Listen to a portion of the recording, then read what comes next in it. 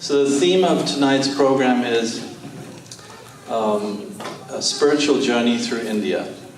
So it's a cultural presentation, and we'll have different musicians, dancers, and very accomplished personalities that will give you a spiritual experience through the culture of India.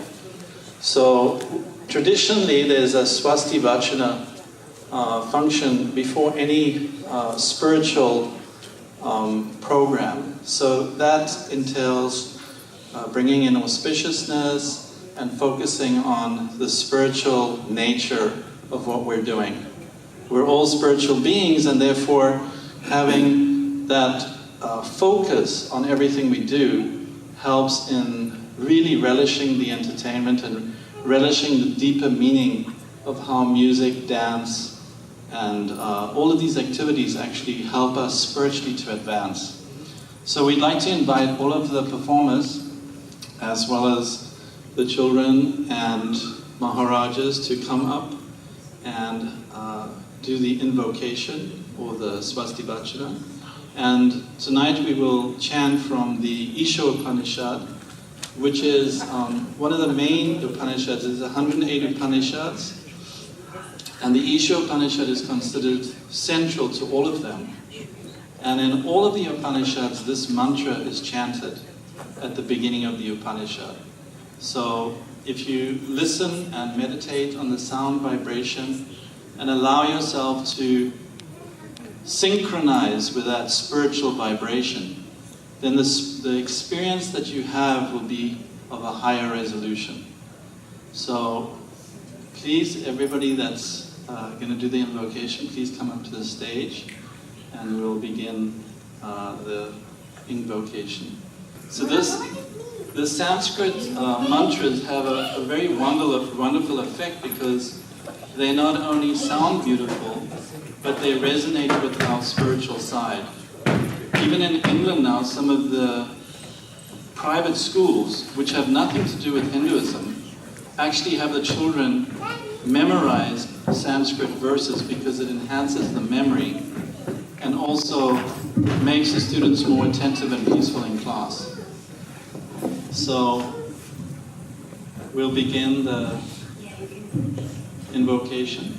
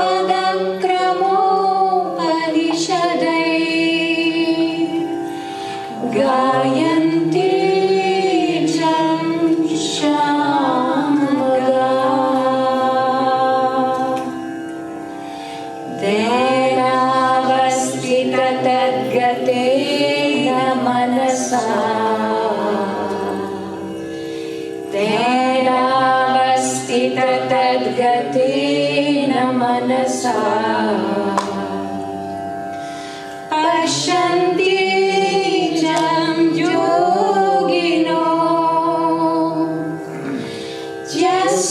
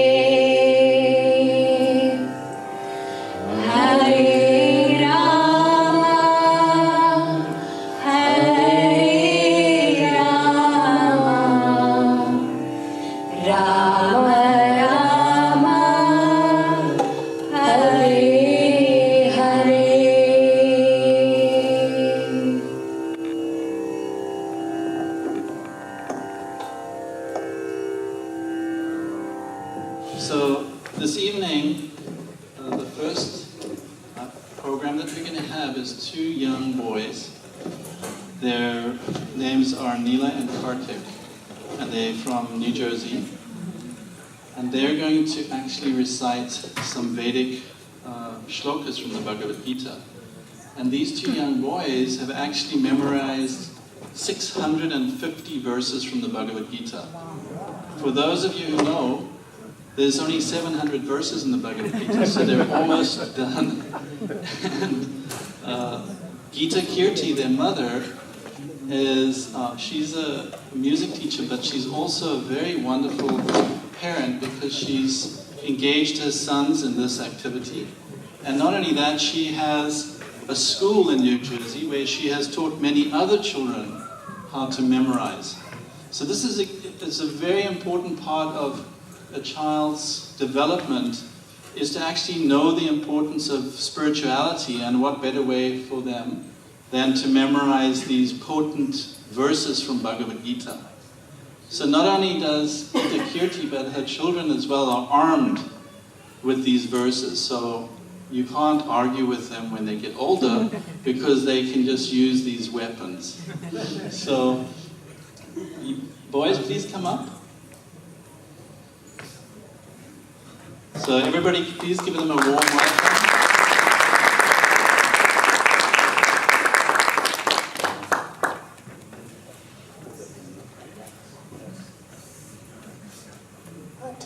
द्वादशोऽध्यायः भक्तियोगः अर्जुन उवाच एवं सततयुक्ताये भक्ताः स्वां पर्युपासते ये चाप्यक्षरमव्यक्तं तेषां के योगवित्तमाः श्रीभगवानुवाच मय्यावेश्य मनो ये मां नित्ययुक्ता उपासते श्रद्धया परयोपेताः देवे युक्ततमामताः ये तोक्षरमनिर्देश्यम् अव्यक्तं पर्युपासते सर्वत्र गमचिन्त्यं च कूटस्थं चलं ध्रुवं सन्नियम्येन्द्रियग्रामं सर्वत्र समबुद्धयः ते प्राप्नुवन्ति मामेव सर्वभूतहिते रताः क्लेशोऽधिकतरः तेषाम् अव्यक्तासक्तचेतसा अव्यक्ता हि गते दुःखं देहवद्भिर्वाप्यते ये तु सर्वाणि कर्माणि मयि सन्न्यस्य मत्पराः अनन्येनैव योगेन मां ध्यायन्त उपासते तेषामहं समुदार्थं मृत्युसंसारसागरा भवामिनुषुचावार्थ मय्यावेशितचेतसां मय्यर्वनाथस्व मयि बुद्धिं निवेशयिष्यति मय्येव अतोऽध्वं न संशयः अथ चित्तं समाधातुं न शक्नोषि वैष्टिरम् अभ्यासयोगेन ततः मामिच्छाप्तुं धनञ्जय अभ्यासेभ्य समर्थोऽसि मत्कर्म परमो भव मदर्थमपि कर्माणि कुर्वान् सिद्धिमवाप्स्यसि अतैतदप्यशक्तोऽसि कर्तुं मद्योऽनुमाश्रितः सर्वकर्मफलत्यागः तथा कुरु यदात्मवान् श्रेयो हीनानमभ्यासात् ध्यानात् विशिष्यते ध्यानात् कर्मफलत्यागः त्यागाश्चात्यनन्तरम् अद्वेष्टा सर्वभूतानां मैत्रकरणे एव च निर्ममो निरहङ्कारः समदुःखसुखक्षमी सन्तुष्टः सततं योगी यदात्मादृढनिश्चयः मय्यर्पितमनो बुद्धिः यो मद्भक्तः स मे प्रियः यस्मान्नो द्विजते लोकान्नो द्विजते च यः हर्षामर्षभयोद्वेगैः मुक्तो यः स च मे प्रियः अनपेक्षस्तु चिर्दक्षः उदासीनो गतागतः सर्वारम्भपरित्यागी यो मद्भक्तः स मे प्रियः यो न हृष्यति न द्वेष्टि न शोचति न काङ्क्षति शुभाशुभपरित्यागी भक्तिमान् मे प्रियो नरः ये तु धर्म्यामृतमिदं यथोक्तं पर्युपासते समस्तचक्षुनित्रेष्ट तथा मानापमानयोः शीतोष्णसुखदुःखेषु सन्नस्तं विवर्जिताः तुल्यनिन्दास्तुतिर्मौनि सन्तुष्टो येन केनचित् अनिकेतस्तेन मतिः भक्तिमान् मे प्रियो नरः ये तु धर्म्यामृतमिदं यथोक्तं पर्युपासते श्रद्धानामर्पणः भक्तास्ते मे तु मे प्रियः ॐ तत्सद्धि श्रीमद्भगवद्गीतासु उपनिषत्सु ब्रह्मविद्यायां योगशास्त्रे श्रीकृष्णार्जुनसंवादे भक्तियोगो नाम द्वादशोऽध्यायः हरे Krishna Krishna Krishna Hare Hare Hare Ram Ram Ram Hare Hare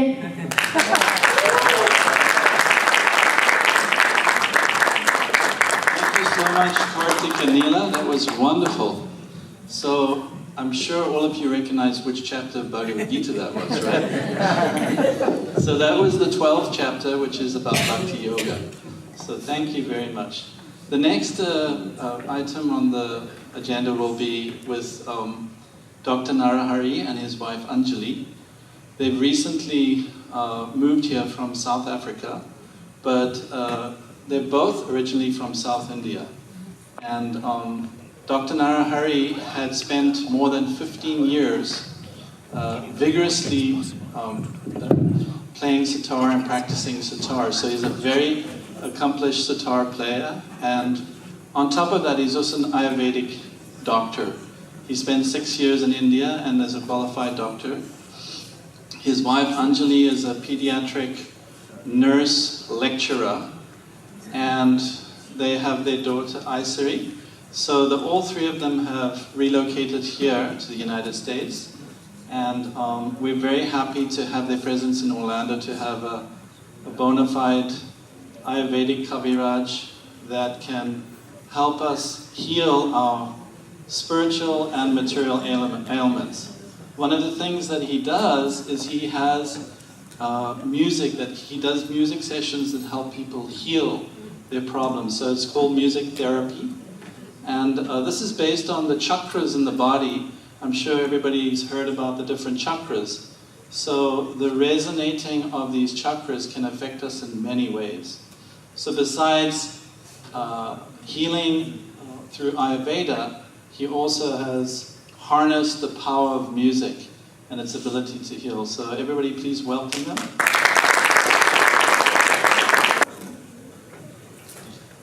Actually, the tabla player is a very accomplished person. He's very well known in the United States. And I would like Dr. Narahari to glorify him and say a few words, lest I make a mistake. So please, Doctor, say something. Good evening, everybody. Hare Krishna. It's my honor to be here on the stage in front of you all, such dignitaries, such shakhsiyats, that's the proper word in Urdu, which connects with the Hindustani music. Pandit Nandkishore Mulay is, I don't have to explain about him to people from Orlando. It's such an honor for me. He's one among the initial students of Pandit Kumar Sharmaji, and Santur being his main instrument, he also plays tabla. He traveled all over the world. He lives in Europe and America in Splitway, I believe so. And he worked with world music people, with people who won Grammys and all these things. So I'm so honored that he agreed at our last point when I was searching for tabla players. He agreed to come and grace the stage and help us. I'm so glad. Thank you. And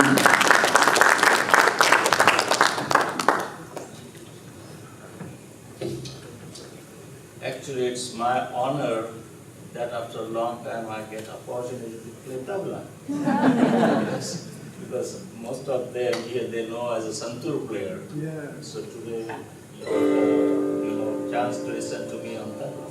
Thank you.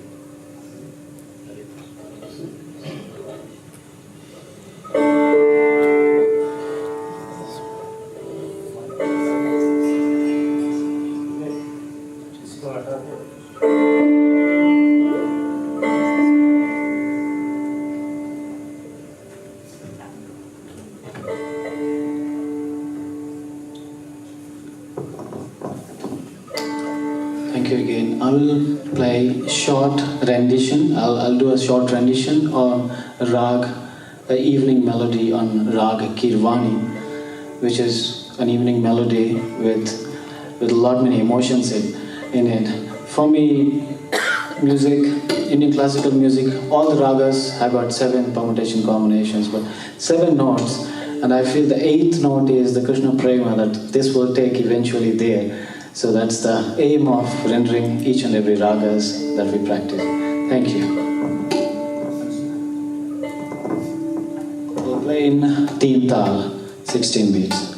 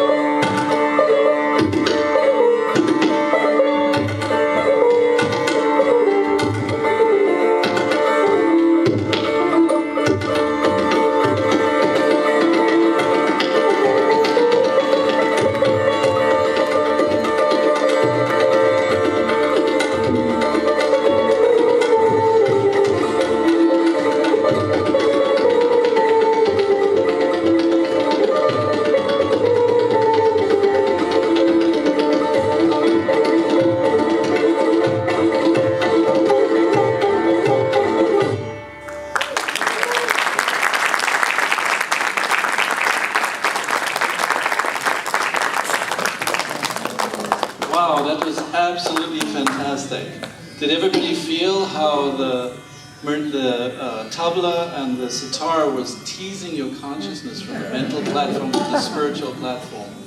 And that's what the spiritual music is about, is by absorbing yourself in the sound, slowly you go on that journey of spirituality. And that's what the real purpose of music is, to take us to the spiritual platform. And we can see when accomplished musicians who have dedicated their lives to taking you on that journey, what the effect is and how you feel when you hear it. Hare Krishna. When I was young, I had the opportunity to meet and listen to many very, very accomplished sitar players and classical musicians. And one of them is, of course, everyone knows, Ravi Shankar. And another person who was very, very prominent at that time was Vilayat Hussain Khan. And Vilayat Hussain Khan, generally after his performance, would make a small piece, what is called Pahari Thumri. So I would request Dr. Kannada to piece the Pahari Thumri in sitar.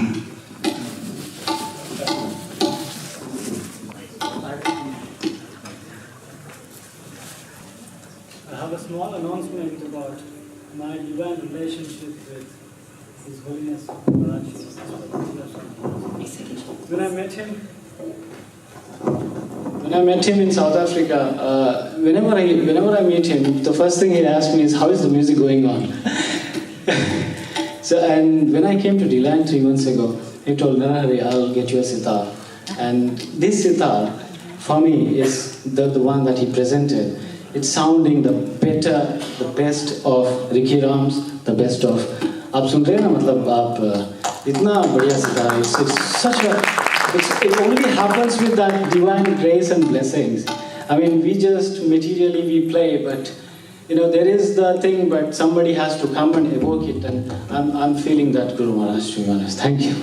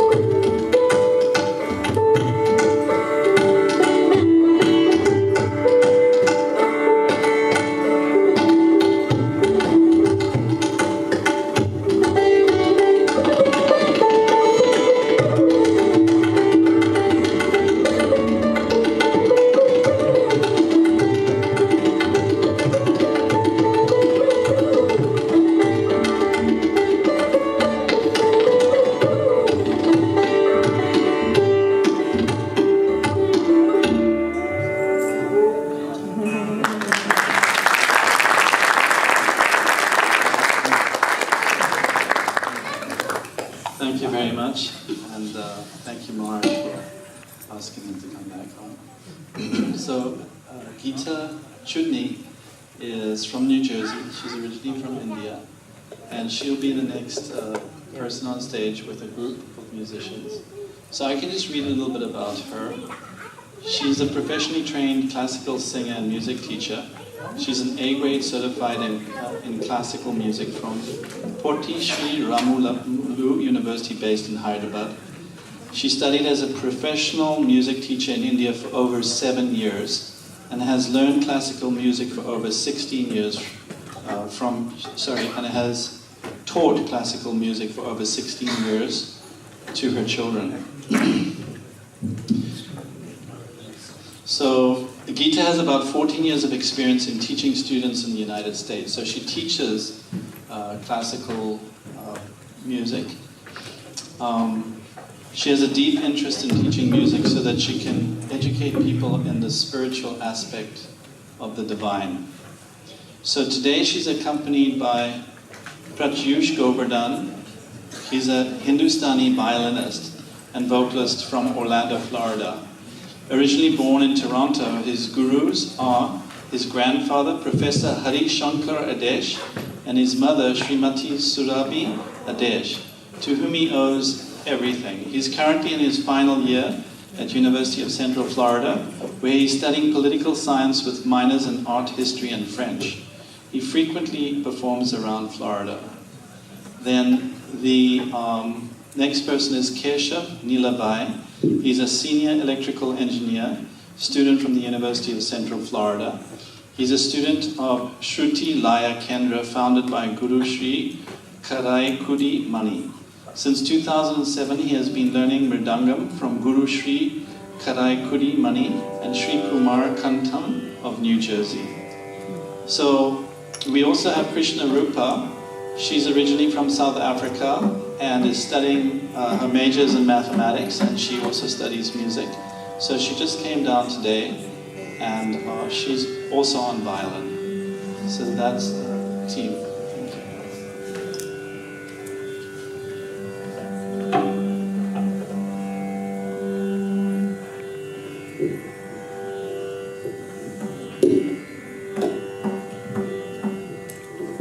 Today I will be singing classical renditions from Carnatic classical music. The first item is Swarajati in Raga Bilahari and Thala Adi.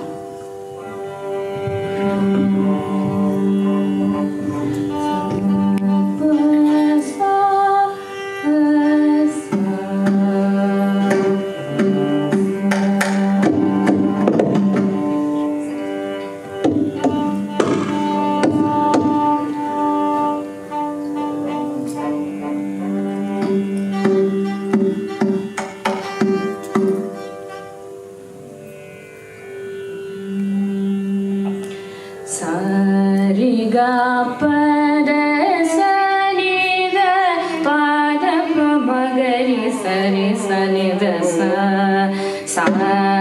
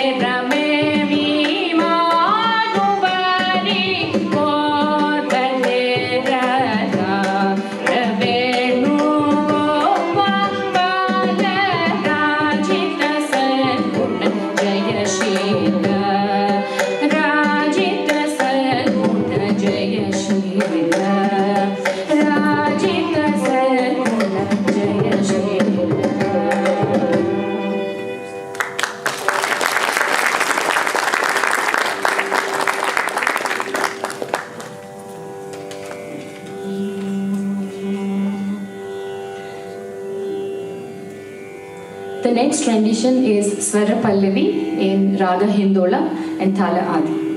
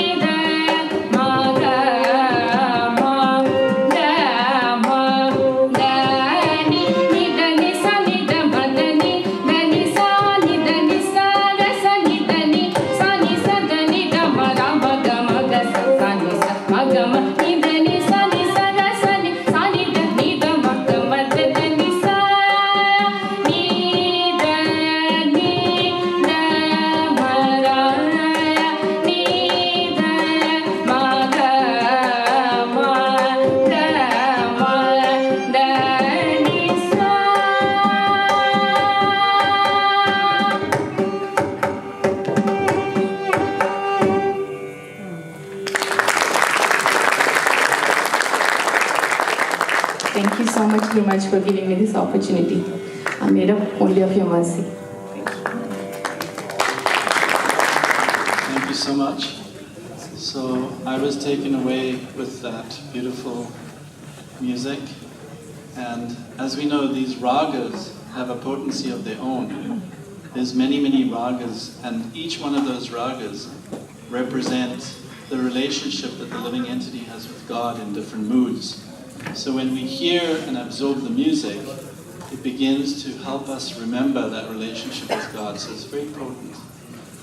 So the next personality that we'll introduce you to is from Italy. She is a very accomplished jazz musician, but she's also studied classical Javanese music and dance. So as you know, that's an Indonesian country. And she studied this for 15 years, as well as she's an accomplished full-time musician, artist. And we're very honored to have her here today. She is specifically spent a lot of time in the last few years chanting ancient Sanskrit mantras to evoke that spiritual atmosphere and that spiritual relationship that we have with God inside of us. So tonight she is here. Just I think 2 days ago she came from Italy. She flew from Milan, and we're very excited to have her here today and to hear her wonderful rendition of different Sanskrit mantras. Please welcome Thea Crudi.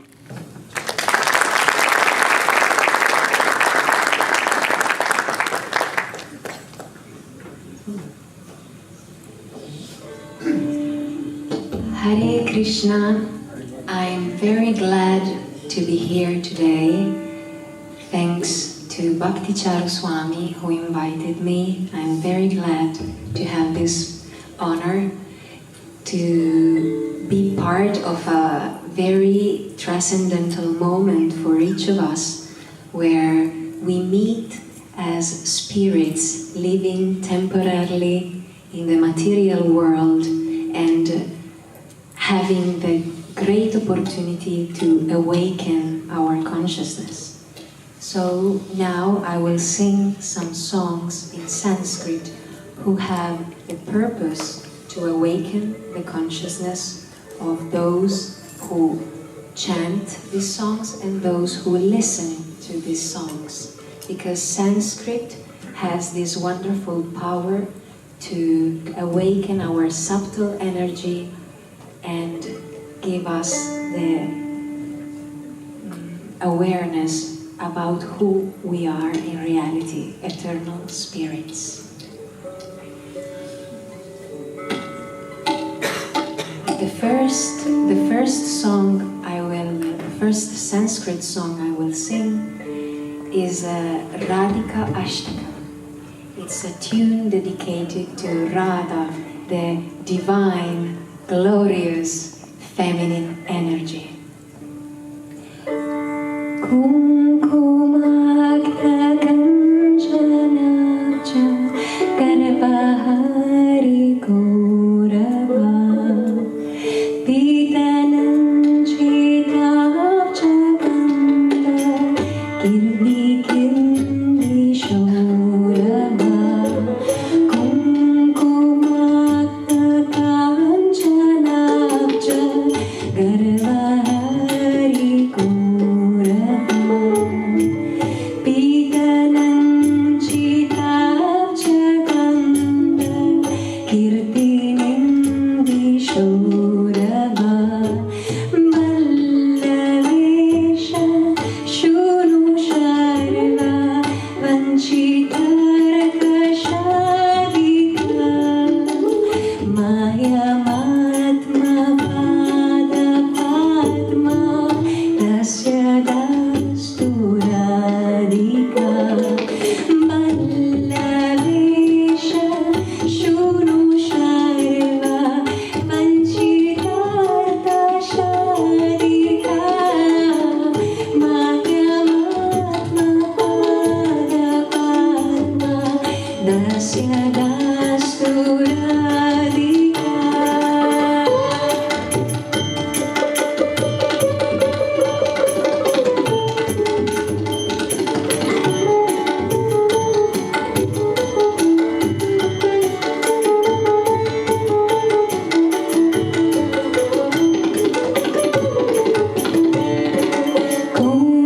Kourarinda kanti nindi chitrapatta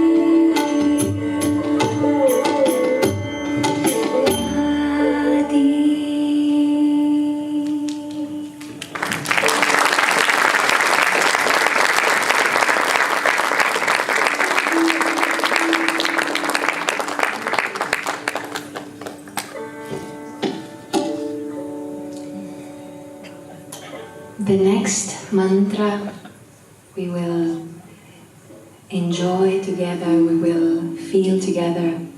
It's another kind of energy. This time is Narashingadev. Narashinga is the strength, the inner strength in all of us. And it's the protector of the devotees and the spiritual masters.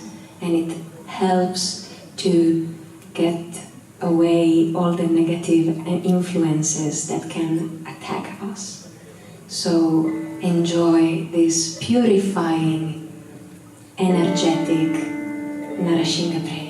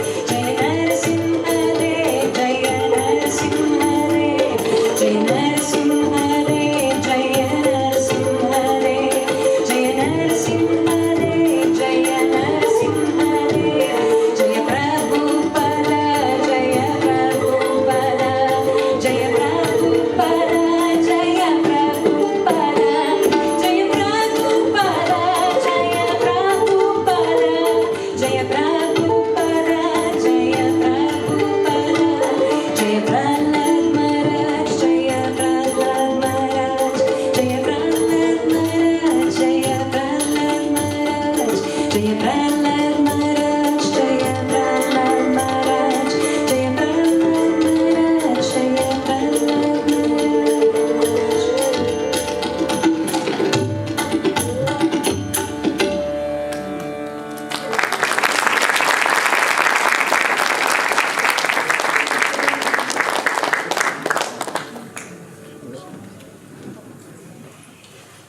The last tune, the last sacred song I would like to sing is an important moment where we can all chant together. Would you like to do that? Yes. Yeah. Oh, I'm so happy. So I will begin with a mantra and then I will invite you to sing with me. Okay, very known mantras, so you will feel very comfortable.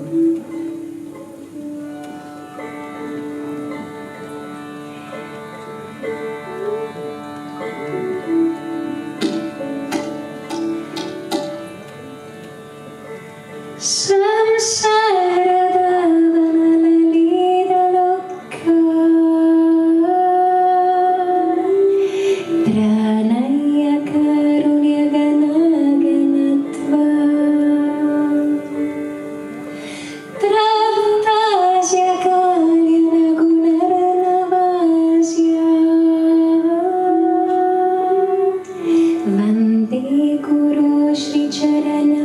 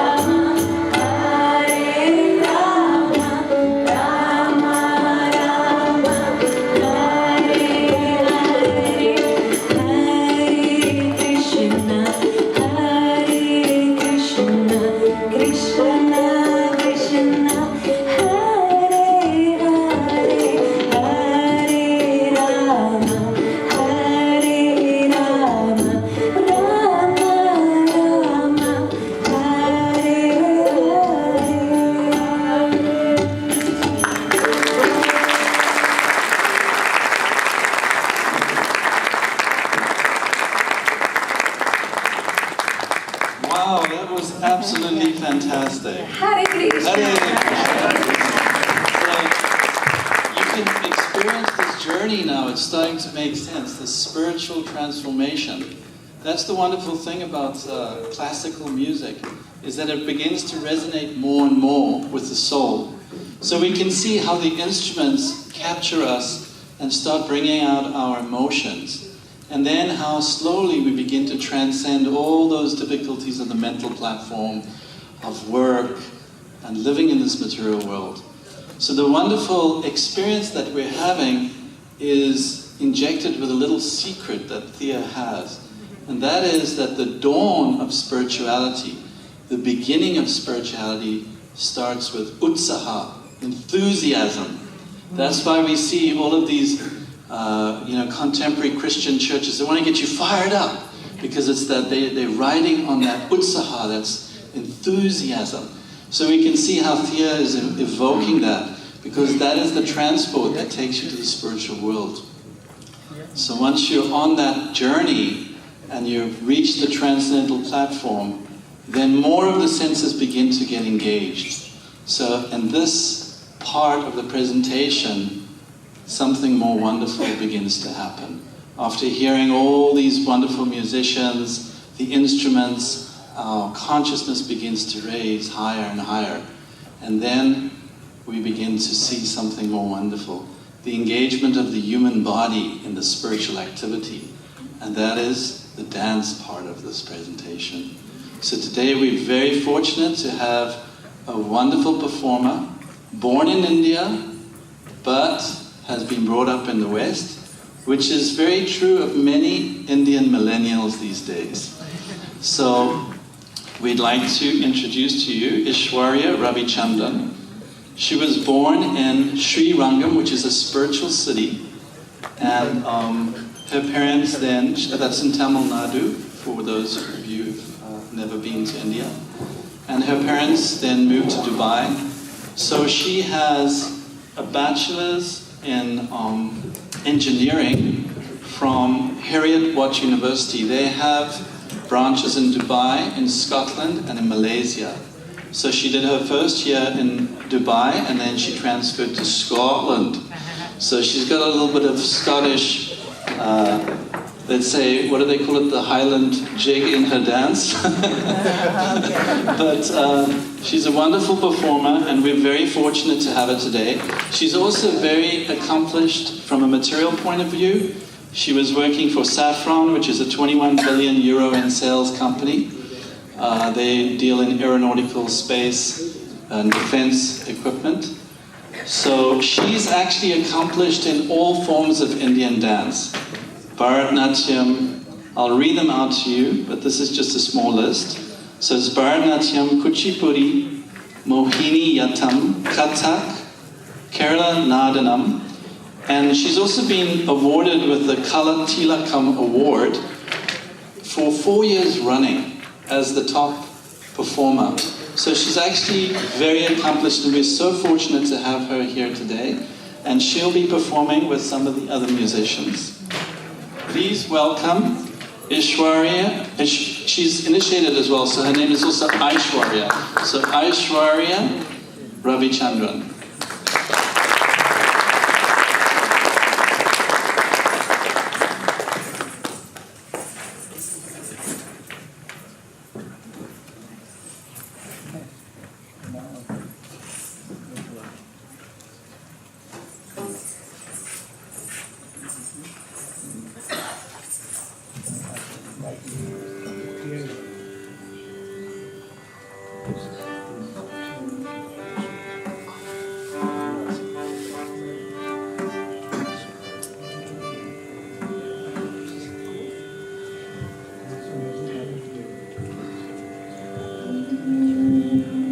आत्मनिवासी Ram आत्मनिवासी Ram Dasharath नंदन राम जय जय जानकी जीवन राम आत्मनिवासी राम आत्मनिवासी राम दशरथ नंदन राम जय जय जानकी जी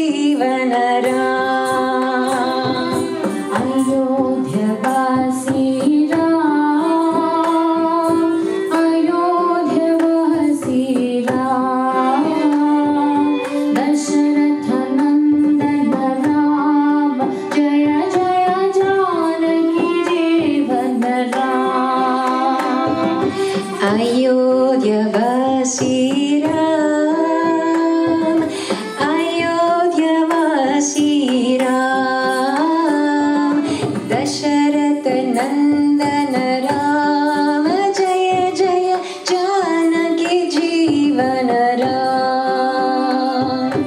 Aranyavasi Ram, Aranyavasi Ram, Dasharatha Nandana Ram, Jaya Jaya Janaki Jeevana Ram.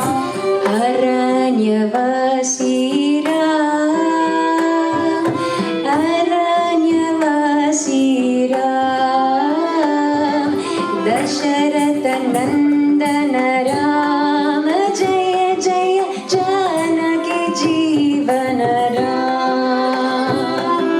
Dashamukhamardhana Ram, Dashamukhamardhana Ram, Dasharatha Nandana Ram, Jaya Jaya Janaki Jeevana Ram.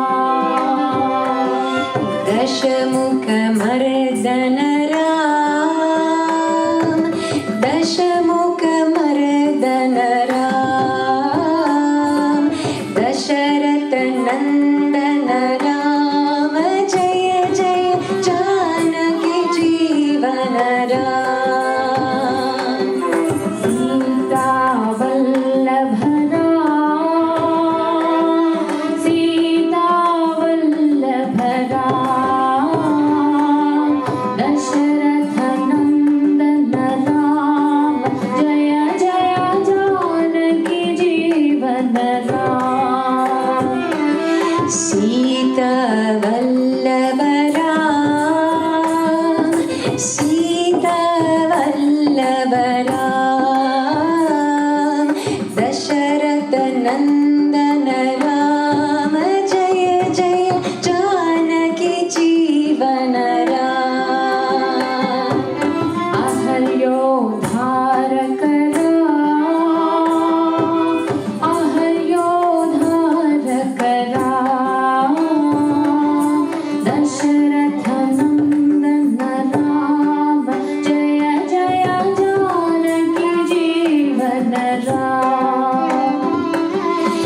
Ahalyodharaka Ram, Ahalyodharaka Ram, Dasharatha Nandana Ram, Jaya Jaya Janaki Jeevana Ram.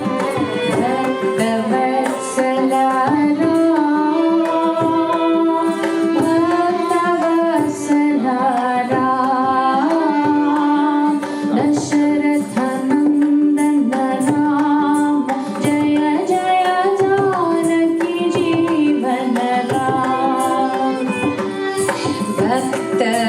Bhaktavatsala Ram, Bhaktavatsala Ram, Dasharatha Nandana Ram, Jaya Jaya Janaki Jeevana Ram.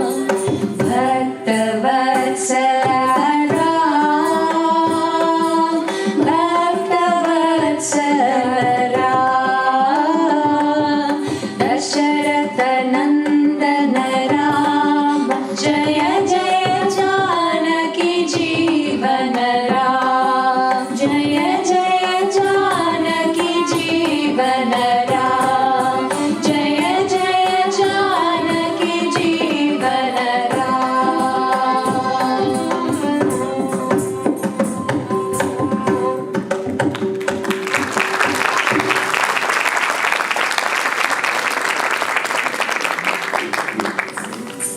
Well, that was absolutely fantastic. Hearing that beautiful melody that Geetha Kirti sang made my heart feel like I was missing Lord Ramachandra. But then seeing Aiswarya dancing gave me the confidence that yes, he's just there in front of us. So the combination of these two things just makes you feel so satisfied. So that's the wonderful thing with spiritual engagement like this. It engages all of the senses, the mind, and the emotions. And the emotions are the strength that's going to take us to the spiritual world. So the next performance, which will be the last performance for the evening, will be with Aiswarya. It's a very complicated but very wonderful dance. And it shows the elegance and perfection of spirituality, which is a combination of love and the transformation of heart to the point where every move is a dance and every word is a song. So the elegance of this performance will help us remember the spiritual aspect of the spiritual world. So please attentively absorb yourself in watching and hearing this last performance. Thank you.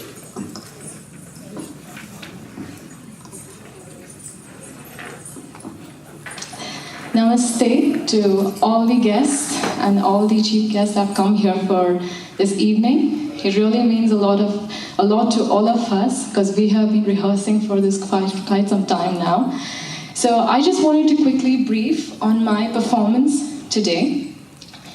The quest of the soul for the supreme is the theme of my dance today. In this particular song, the Nayika or the heroine is trying to attract Krishna by doing several things for him. By making sandalwood paste or offering him betel leaves, she's trying to bring the supreme towards her and trying to grab his attention, which in a way is what we are all trying to do through different spiritual paths. So that's the mood of the dance that I'm doing today. But there is something special which I hope will really be attractive to everyone at the end. This dance will be performed in the style of Kuchipudi, which comes from the state of Andhra Pradesh. This dance is usually a very fast-paced rhythm, and what at the end I will be doing is, I have a pot with me, and there is a plate. There is no magic there, because that's the question I usually get after the performance. I'm telling you beforehand. The pot is going to be filled with water right in front of your eyes, and the plate is just a simple plate. So I have been trained for over 15 years to balance myself with the pot and the plate and dance with devotion. The key element for the stability or the magic that we're looking for is devotion. So that is the magic that you will be seeing on stage, and I really hope and pray that with all your blessings, I'll be able to display that in front of you today. Thank you very much.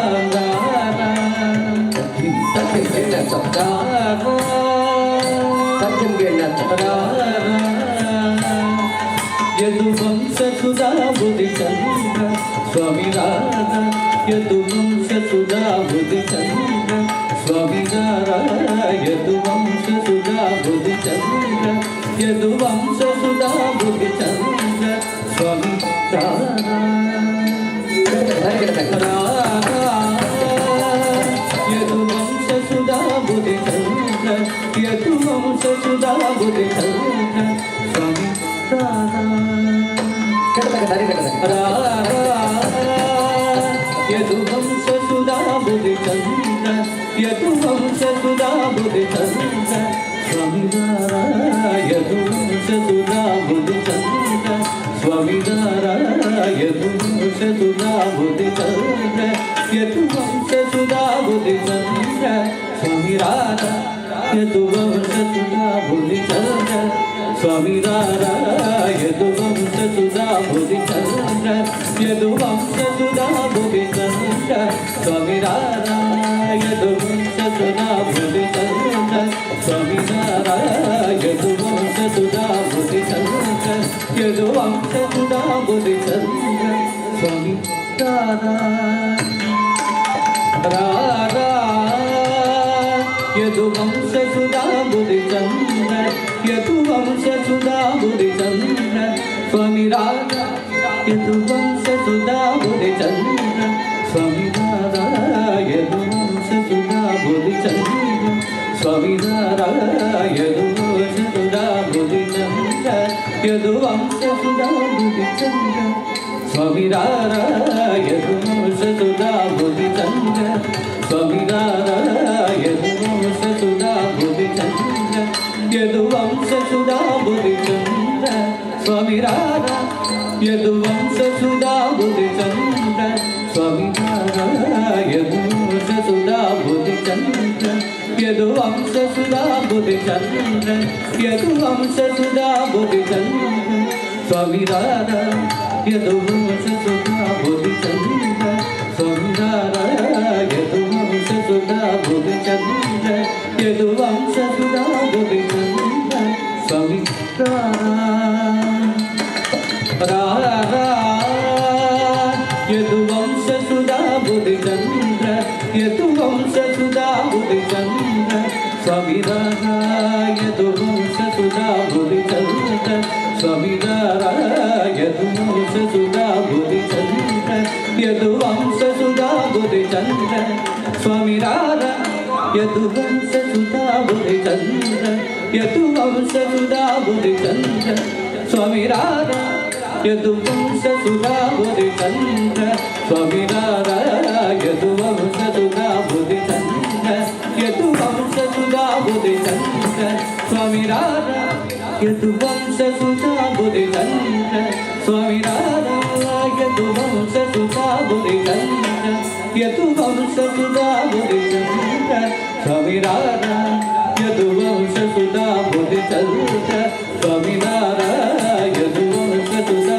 Buddhi Chandra Yaduvamsa Suda Buddhi Chandra Swami Radha Yaduvamsa Suda Buddhi Chandra Swami Radha Yaduvamsa Suda Buddhi Chandra Yaduvamsa Suda Buddhi Chandra Swami Radha Yaduvamsa Suda Buddhi Chandra Swami Radha Yaduvamsa Suda Buddhi Chandra Yaduvamsa Suda Buddhi Chandra Yaduvamsa Suda Buddhi Chandra Swami Radha Yaduvamsa Suda Buddhi Chandra Swami Radha Yaduvamsa Suda Buddhi Chandra Swami Radha Yaduvamsa Suda Buddhi Chandra Yaduvamsa Suda Buddhi Chandra Ratnakara Samagambera Ratnakara Samagambera Ratnakara Samagambera Ratnakara Samagambera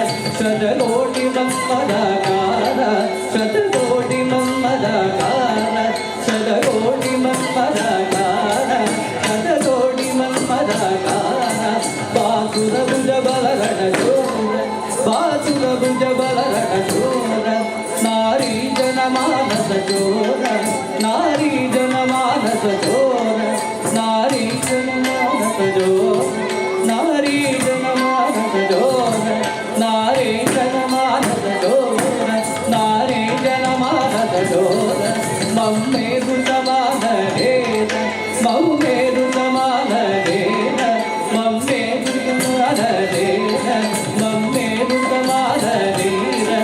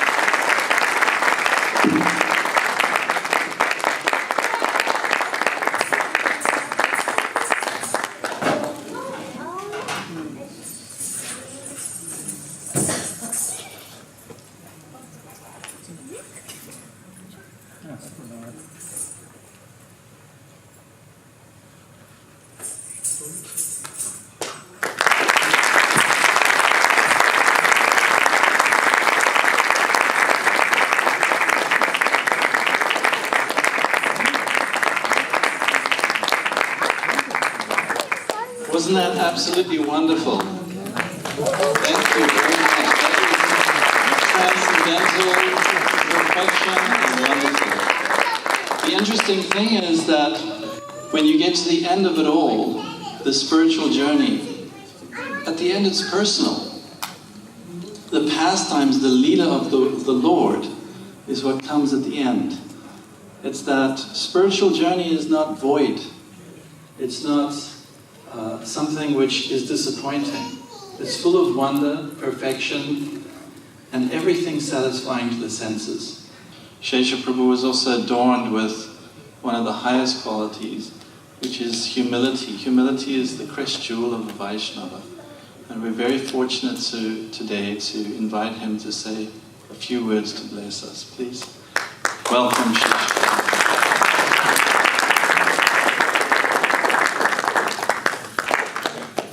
As Guru Rangan Prabhu mentioned, I've been working as the governing body commissioner for ISKCON here in Central Florida for a number of years now.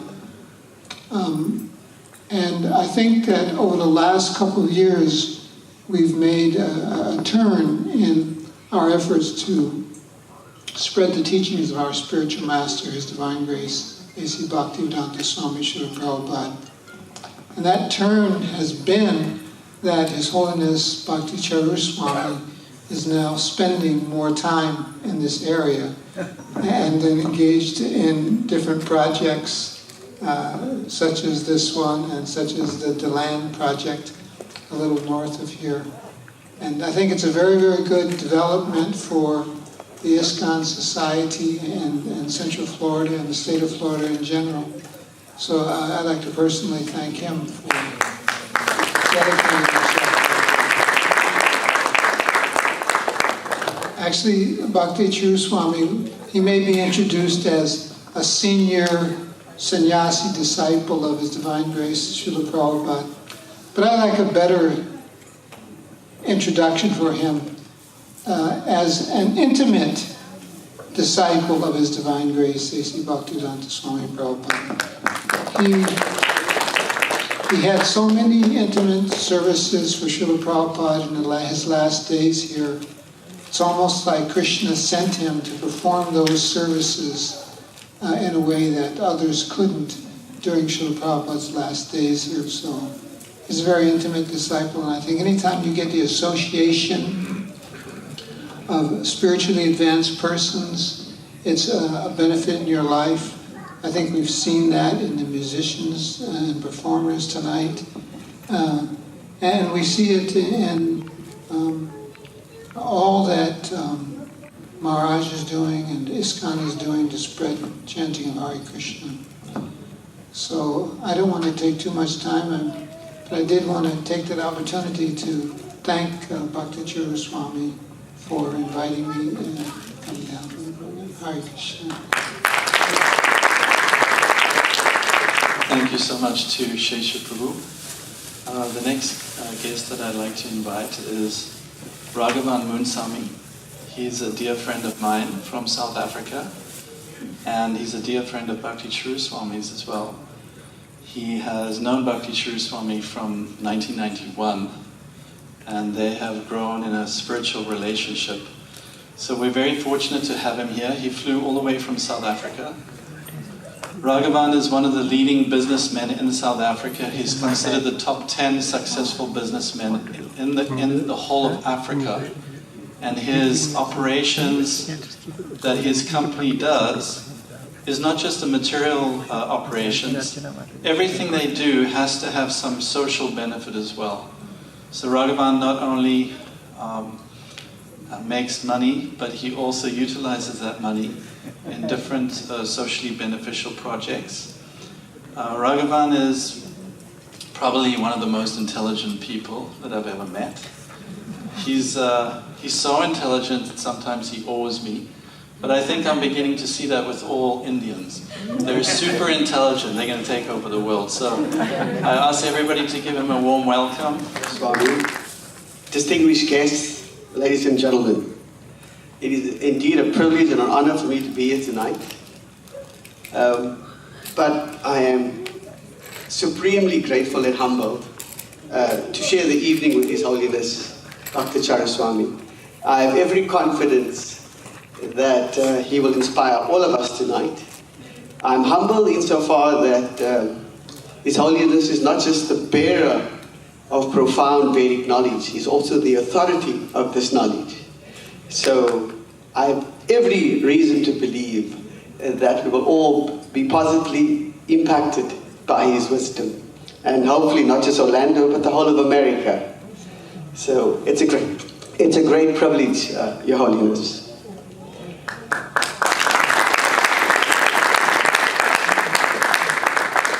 Like Oranga does say, I've journeyed 27 hours to come and be here tonight. And it is with great joy that I've arrived, because the opulence and the splendor of the musical buffet is just unbelievable. So it is with great appreciation and devotion that I surrender to that.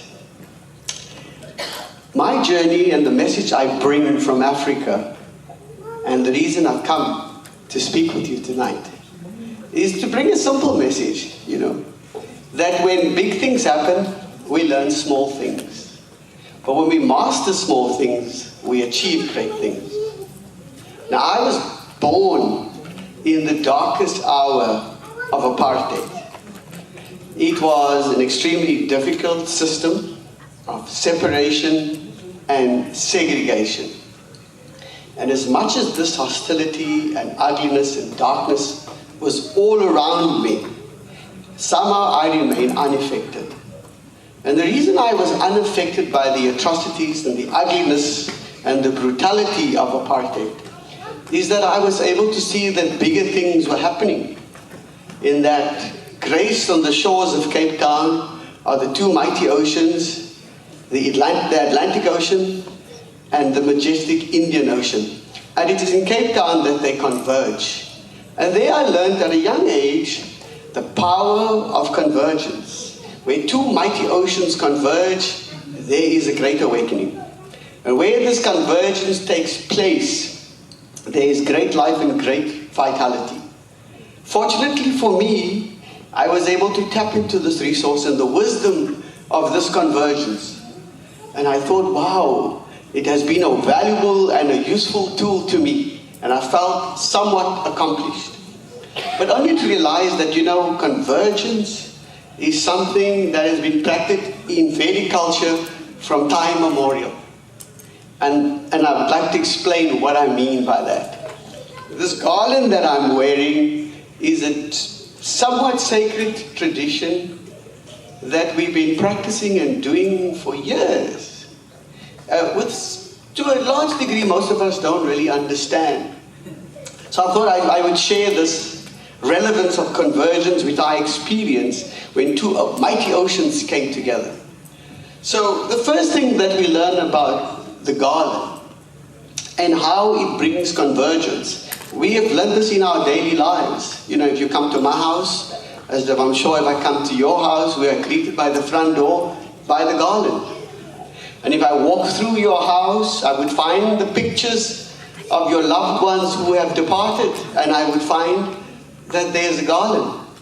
And when we go to our religious ceremonies, weddings, and temples, we bring the garland. And so, what is the meaning of this garland? And it's only to understand that the garland brings about convergence. It's the convergence of things coming together. When you come to my house and I to yours, it's the convergence of a family. When you go and see the pictures of the loved ones who have departed, it's the convergence of those who are living and those who have gone. And when we bring each other together, we converge and we bound ourselves with this undertaking. So when two individuals come together, when they get married, that's a convergence. When two families come together, it's a convergence. So two societies, two communities, two cultures, it's convergence. So convergence is something that's been embedded in Vedic culture from time immemorial. And the reason why we bring flowers into the garland is that flowers represent color. And color is only born when darkness meets light. And in Vedic culture, the very essence of light represents consciousness. So we see consciousness represented in the flower through color. And in this awakening, we realize that consciousness is relevant in a wedding, because how do you make a promise to one another when you get married if you are not conscious? How do you serve the Lord in the temple if you are not conscious? How do you serve the family if you are not conscious? So you find that consciousness is a thread that is vital to our very existence. So we see color in consciousness and consciousness in color. The fragrance of this flower, the fragrance of the flower is the duty of the flower. Likewise, in a relationship of marriage, if there's no duty, there's no marriage. If there's a family and there's no duty in family, the family breaks up. In society and in communities and in countries, if people are not bound by duty, the country and the society implodes. So there we learn from time immemorial, ancient Vedic, that duty is paramount to coexistence and is relevant to convergence. So this we see in our daily lives represented in a garland. But equally true and important is that the garland is stitched together by a very fragile cotton. And what does this represent? Is that as we bring these flowers together, the cotton is very delicate. If you put too much force, it will break. So too must the love in a relationship, the love in the family, be honored with great care. Because love is very fragile. Life is very fragile. All of that profound Vedic wisdom is represented in this garland, which is the beginning of our practices. When we meet the Guru, we put the garland. When we honor our guests, we honor them with the garland. So it bears great reference and great relevance, and it's a practice we do, and we forgot how profound it really, really is. So I thought it would be useful to share from my experience the darkness of apartheid brought about its own awakening, where I understood the purpose and the benefit of convergence. And this I appreciated and used as a tool in my life. And with that, I was able to walk a wonderful journey. And the journey that we all strive for and all endeavor for is the journey of abundance. We believe that, when we have abundance, we have happiness. Well, clearly that's not true. America is the place of abundance, but there's not much happiness. So you find the difficulty of happiness, it brings about a lot of clutter, and that you have difficulty seeing who truly loves you. So, that said and done, one should never apologize for abundance, because when the flowers blossom, they don't apologize. All that you need to know with abundance, you just have to juice a lot of humility to balance the essence of abundance. Because this is a joy to make life particularly joyous. So we need never apologize for the essence of abundance. Though we must seek it, we know it's a foolish journey. Because the greater purpose of why we walk the journey is simply to find love. Who we love and who loves us. This is the only journey. Nothing else matters. And with this you lies that, we have distinct duties in embracing this journey if you want to walk the path of abundance.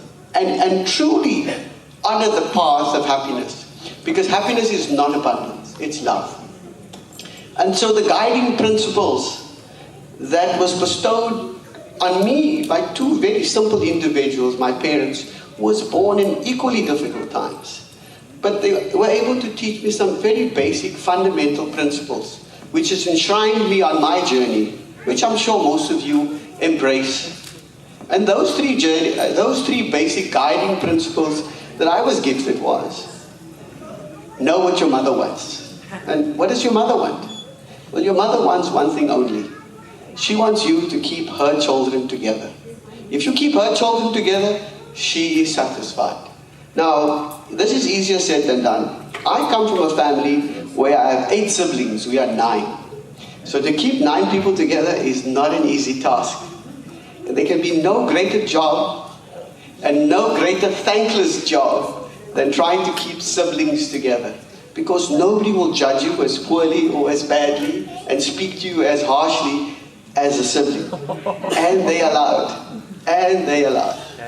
But what is the benefit of this simple, basic principle that's been indoctrinated into our DNA? That if you're able to keep your siblings together, you'll keep the whole world together, because that's the hardest job. So where there is broken relationships with siblings, go fix it. It's part of your divine duty and obligation. The other guiding principle is to know what your father wants, because he wants something very different to what your mother wants. Your mother is so loving and so forgiving, she would even visit you in jail, but not your father. Father has a different rule. He has one rule, and he says, honor my name. Honor my name. That's all you got to do. He's not interested in what you accomplish or not. Honor my name. And what is the benefit of honoring the Father's name? Is that you will never do a dishonorable deal, and you'll never behave dishonorably, because you will bring shame to the name. This is vital and critical. And last but not least, and so relevant to the affairs of tonight, is honor your culture. And the reason why culture and the activities of tonight matter so much in these three guiding principles is that when we arrive on this planet, we are gifted with consciousness. But our consciousness comes with us frozen. And we need our culture, the mantras, the singing, the dancing, to synthesize our consciousness so that we may engage our consciousness to guide us on this most magnificent journey called life. So, what we see tonight is paramount. And as much as in this world and in this life, we make garlands out of flowers, but in the next life, we make garlands out of all the love and all the goodness that we manufacture on this planet. Our spiritual brothers in the heavens over there, they use this love to make garlands, that when we arrive there, they give us these garlands. So with that said and done, I would like to say, I am looking forward to meeting you on our journey of convergence, where I promise to bring the fragrance of the mighty oceans of Cape Town, so that we can garland each other with great love in the worlds to come. Thank you so much, and have a wonderful day.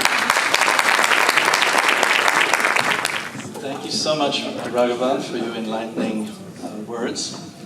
The next person that I'd like to invite is somebody that I've known for over 10 years, but only got to know recently. And I consider him like the heartbeat of Orlando, the breath of Orlando, and the seat of Dharma in Orlando. And that is a wonderful person called Braham Agarwal. I'm so happy to introduce him to everybody tonight, and most of you probably already know him. He goes to every single temple, whether it's a Christian temple, a Jewish temple. He's taken me to the Gurudwara. We've been to the Hanuman temple. We've seen all of the spiritual personalities together in Orlando. And his only wish is to enlighten the world.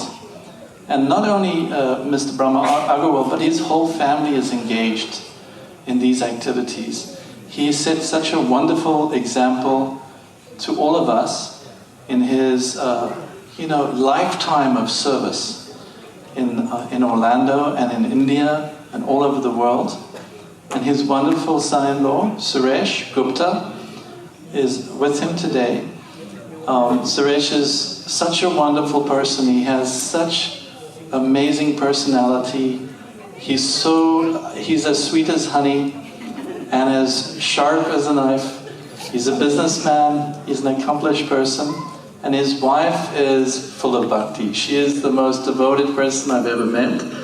And I wish everybody could speak today, but I'll ask Mr. Brahma Agarwal to please come up and share some of his realizations. Please welcome Mr. Brahma Agarwal.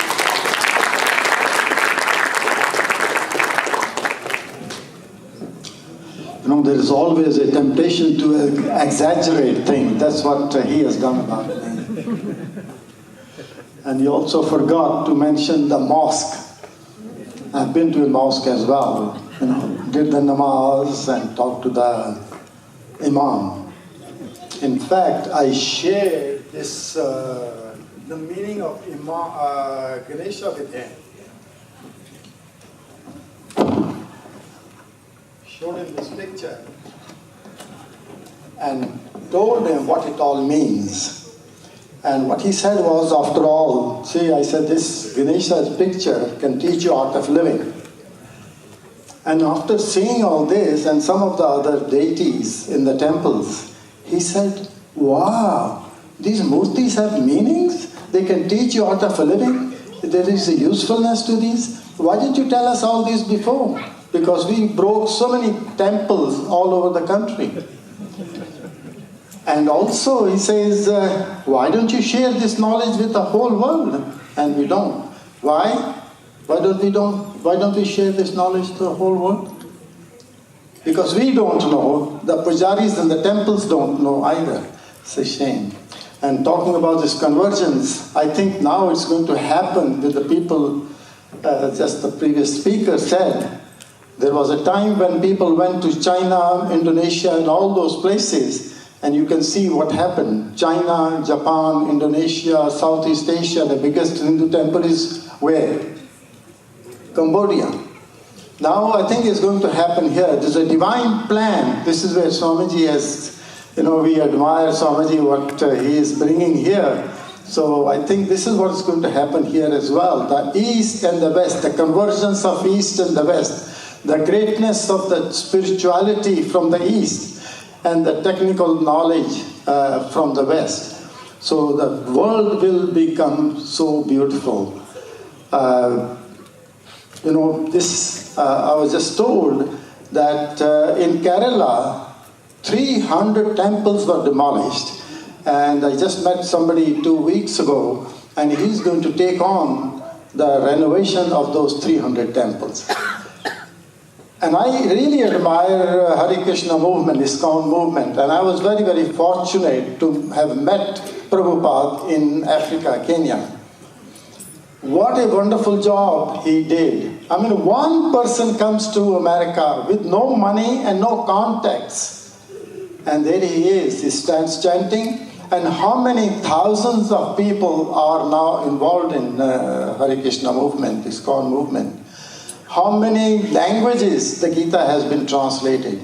And they go on to countries like Russia and Middle East and Eastern Europe and Western Europe, everywhere, and they chant in the... So, the thing is that India is not, the word I read was a spiritual journey to India. India is not just a piece of land. It's a living entity. We call it Bharat Mata. And the word Bharat means a lot. India doesn't mean anything.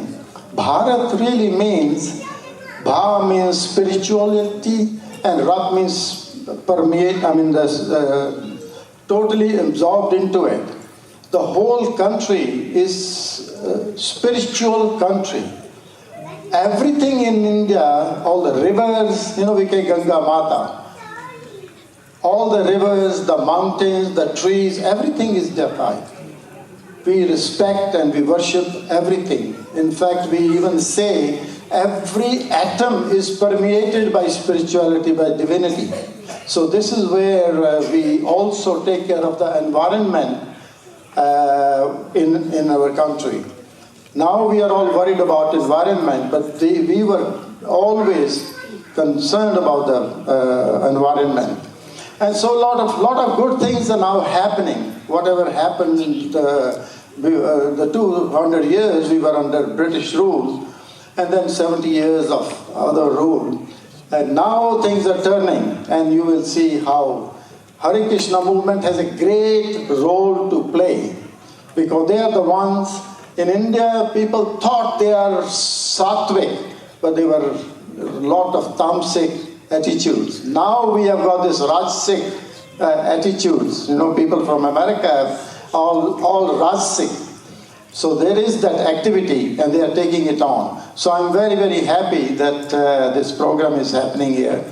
And I was just telling Swamiji, I was in UK, and I was supposed to attend a wedding of my sister's granddaughter. So let that go to attend this program, and I'm so happy I did that. So I have no doubt about it that if we all, and fortunately this country is all ready for our spirituality. They're very ready. The young people are more interested in the spirituality rather than organized religions. So all this, if we all put our hands together and minds together, we can do a wonderful job. I'm very, very fortunate that I was given this opportunity of saying a few words. Another good news is, I don't know if you have heard, there's going to be a big temple in the Middle East, Abu Dhabi. The sheikh there gave these people two acres, now it's 25 acres. So nobody could ever imagine that the Middle East people will give you land to build a temple. So we are very, very fortunate. A lot of things are going to happen, and I really expect and wish and request Hare Krishna people to really get involved in waking up the Indian community in India. So once again, I thank you very much for giving me this opportunity to share a few words.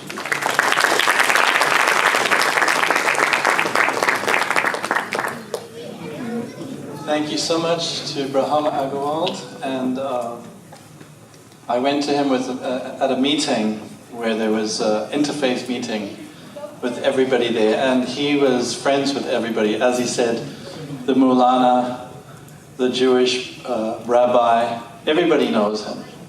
And another thing is that Brahma Agrawal is very philanthropic. Every temple has received massive donations from him, and he's the backbone of spreading the culture here, not just in Orlando, but even as far as Jacksonville, Miami, even in other states. So thank you very much. The next guest that I would like to invite, and he's not just the guest, he is my spiritual master and one of the leaders of the Hare Krishna movement.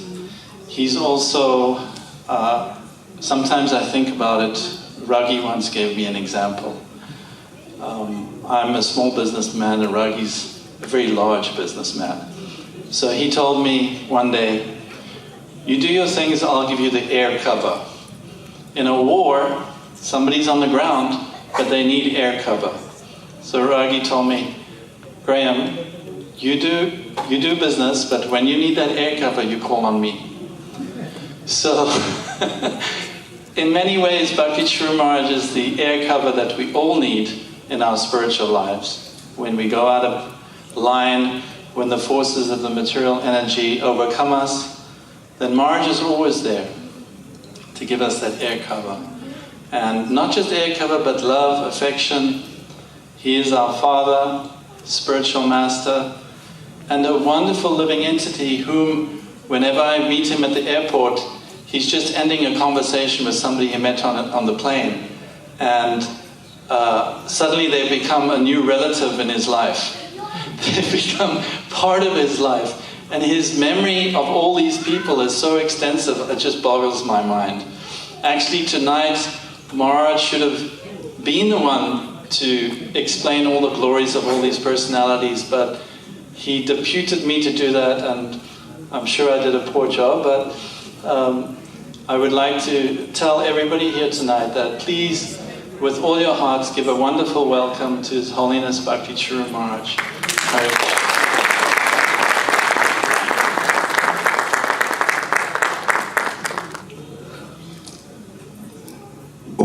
अज्ञानतिमिरन्धस्य ज्ञानाञ्जनशलाकया चक्षुरुन्मीलितं येन तस्मै श्रीगुरवे नमः.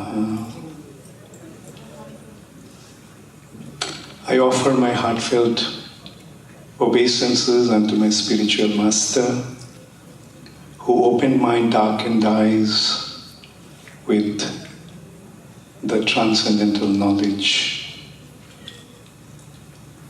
His Divine Grace, A.C. Bhaktivedanta Swami Prabhupada.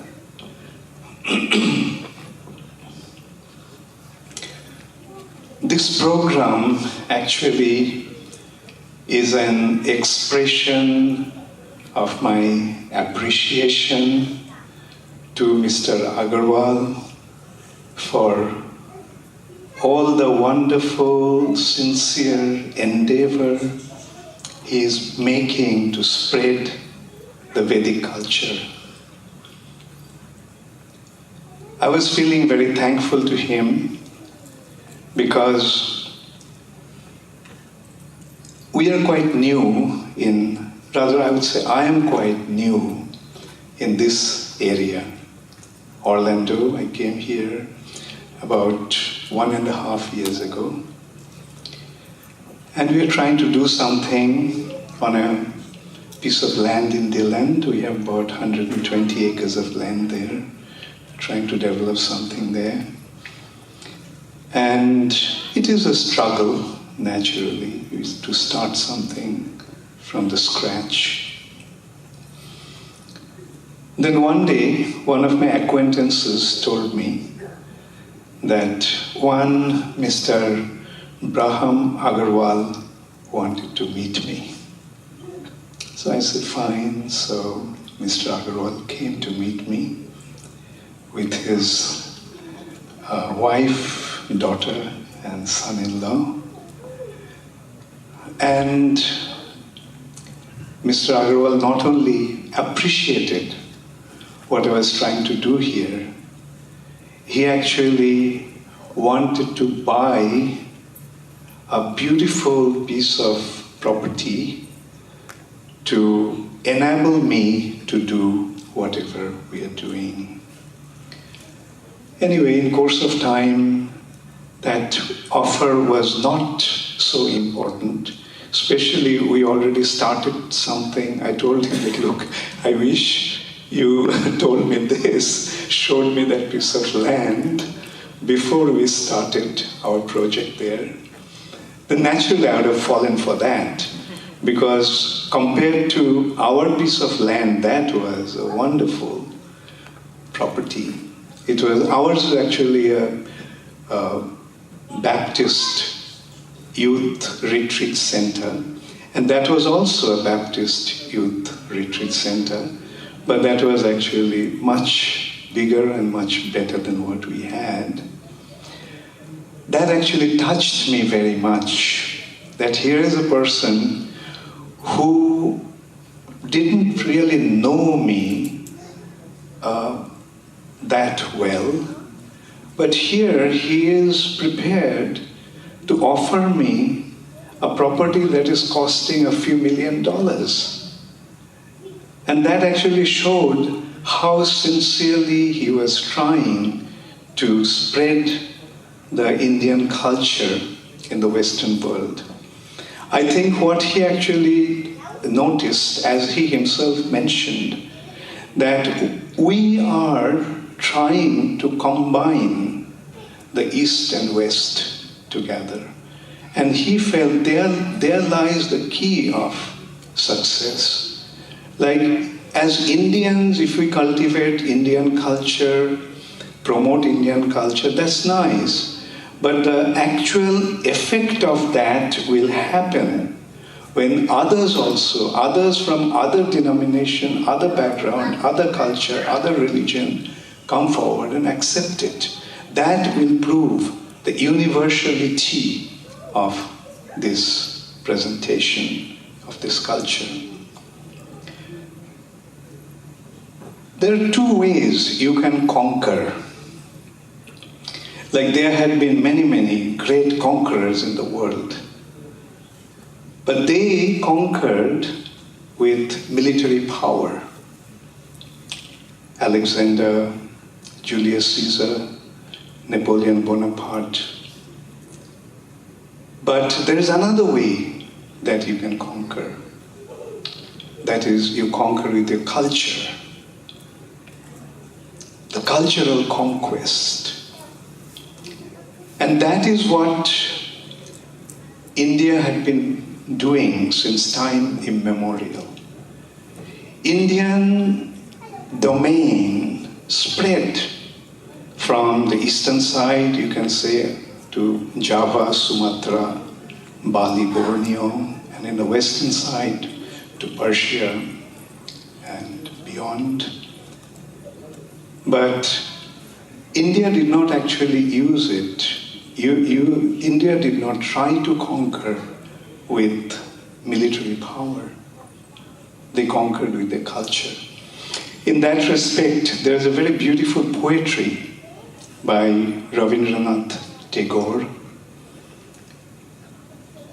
When he was going to Bali and Java, which is now Indonesia, he actually wrote a poem. There he actually saw that island of Bali as a beautiful girl. And he's describing that after taking your bath, you are sitting on the sandy shore of the ocean. And at that time I arrived. You became startled and questioned, who are you? Why did you come here? I said, do not worry. Do not be afraid. I have come here to collect flowers from your garden to worship my Lord. In Bengali, I don't know whether you know Bengali, I just repeat those few lines, very beautiful. It goes like, Shagor jale shinan kori, shajal ilo chule, বসিয়া ছিলে উপল উপকূলে শিথিল পিতবাস মাটির পরে কুটিল রেখা লুটিল চারিপাশ. Then he is saying, the চমকি ত্রাসে দাঁড়ালে উঠি শিলা আসন ফেলে. You stood up startled from your seat and asked me, why did you come? কহিনু আমি রেখো না ভয় মনে পূজার ফুল তুলিতে চাহি তোমার ফুল বনে.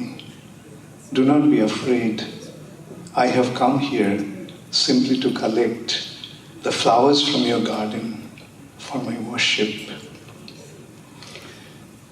Then he is describing that how India lost its supremacy or sovereignty.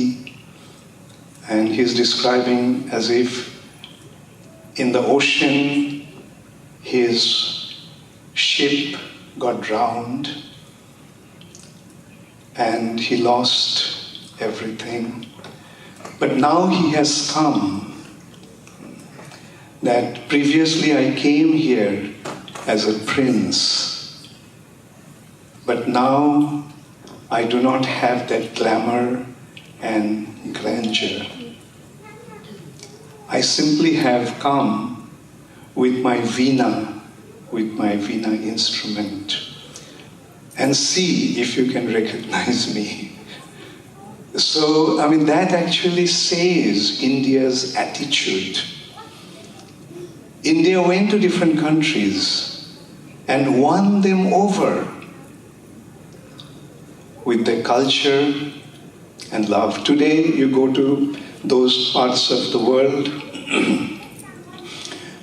Bali, Java, Sumatra, and you see they're practicing the Vedic culture.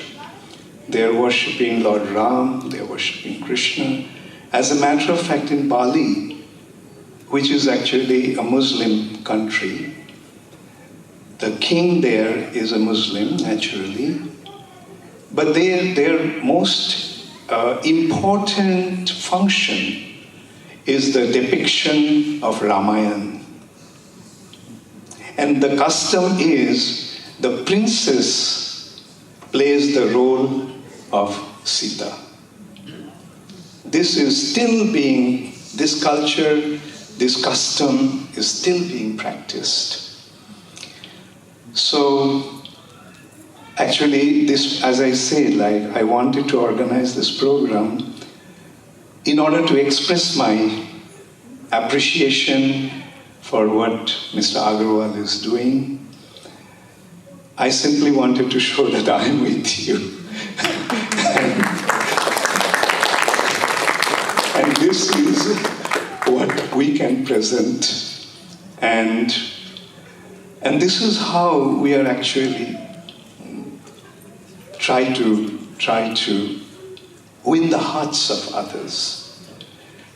Another question, Mrs. Agarwal, actually, another thing I also want to mention, that I was feeling appreciation and gratitude, but today I'm feeling very guilty because Mr. Agarwal had his sister's granddaughter's wedding today, and he left that in England. He flew in. He was supposed to come here on the 9th. I didn't know about this program that he had, so I kind of insisted on his coming here, and he complied. And not only that, he was telling me that this is the last granddaughter who is getting married. So this occasion must have been so important, but he left that. He flew in from London day before yesterday, arrived here yesterday. And so when I heard that, I was feeling extremely guilty. That, anyways, that shows his not only his generosity, but his sincere appreciation and intention of spreading the Vedic culture all over the world. Vedic culture, for that matter, is not actually Indian culture. It's an universal culture. It's spiritual culture. And in essence, we all are spiritual beings. Our bodies may have different nomenclatures and denomination and other such background due to our bodies being born in different parts of the world, but essentially, ultimately, we all are spiritual entities. We all are spiritual beings. That makes this body alive, that makes the body conscious. Our consciousness comes from the spirit soul. And that spirit soul is a part and parcel of our Supreme Father, the Supreme Personality of Godhead. So this culture actually shows how to become connected to Him. So Vedic culture is simply designed for that. All the performances that you saw today was actually an expression of their prayers to the Supreme Lord. The songs they sang, they all are prayers to the Lord. The dance that Aiswarya danced is an expression of the prayers to the Lord, or an expression of their willingness and desire to give the pleasure to the Lord. So this is the Vedic culture. God is in the center. And here we must remember, God is not, there are many gods. Different religions don't have different gods. They all are worshipping one Supreme Personality of Godhead, Supreme Lord, who is our Father. That is because we all came from Him. We all, as spiritual beings, as spirit souls, we all are His parts and parcels. And since we are His parts and parcels, our craving is to become connected to Him. The ultimate goal of our existence lies in us becoming connected to Him. So that is the culture. And as I was saying, Mr. Agarwal actually made a very beautiful point that India and the West, or East and West, spiritual and sattvic, the mode of goodness, of India and the mode of goodness, a mode of passion of the West. So in that respect, there is a very beautiful example that was given by our spiritual master, His Divine Grace, A.C. Bhaktivedanta Swami Prabhupada, is the lame man and the blind man. India is materially lame, and West is spiritually blind. So, as a lame and blind, they are totally ineffective. But when they get together, when the blind man who has strong legs, he takes the lame man on his back who has eyes, then they can function together. So that is what he demonstrated. He came to America, motivated the youth of America of that time, and with their support, with their participation, and with their help, he spread this culture, the spiritual culture, all over the world. Mr. Agarwal mentioned that Srila Prabhupada came here literally without any money, literally without knowing anybody. He didn't even know where he was going to stay. He didn't know where he was going to go when he embarked in the New York pier from his ship. But then, within 10 years' time, can you imagine a 70-year-old man without any money, without any support, without any patronage, starts something, and within 10 years' time, he spreads it all over the world.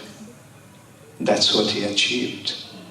And he demonstrated his wisdom, his spiritual wisdom, and the ability of the American youth combined together, achieved what he did, and what he established is spreading all over the world in leaps and bounds. So we are here for that purpose, to do something here, to give this knowledge, give this wisdom through this culture to the people around here. And once again, thank you, Mr. Agarwal. Thank you so much for all your help. And thank all of you for coming here and making this program such a success. Thank you very much.